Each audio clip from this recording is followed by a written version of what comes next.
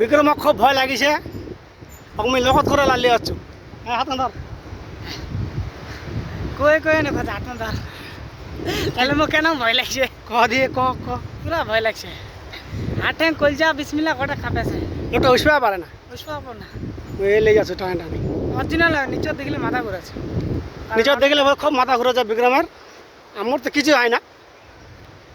ওর কটা ঘুরেছে কয় না। আমি কইম কি দেয়, লোক শুনাম কি দেয়। যাই হোক ব্রিজ খান দেখা নাহলে বোঝা হবে না লোক। এই যে ব্রিজ খান, এই নেপালের সাসপেনশন ব্রিজ, বাংলায় ঝুলন্ত ব্রিজ।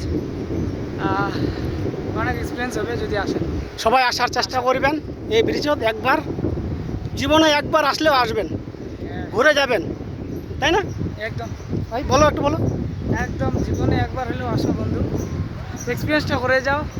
দেখার মতো কোনো কিছু না থাকলেও এটাই অনেক ফিলিংস, একটা অনুভূতি আলাদা রকমের। এসে যাও, বুঝতে পারবে। বাড়িতে বসে বুঝতে পারবে না কিছু। কত বড় ঝুলন্ত ব্রিজ, প্রায় 400 মিটার, বেশি 400 মিটারের বেশি হবে। নিচে তো অনেক নিচে, এই যে দেখাচ্ছি আমি, এই যে ওরকমই 300 মিটার হবে। 300 মিটার নিচে হবে, দেখাইলাম তো। নিচে দেখলে মাটির নিচে দেখলে মাটির নিচে দেখলে মাথা ঘুরে যায়, সত্যি মাথা ঘুরে যায়। তো নিচে দেখাচ্ছি না, আমরা দুজনে যাচ্ছি একসাথে।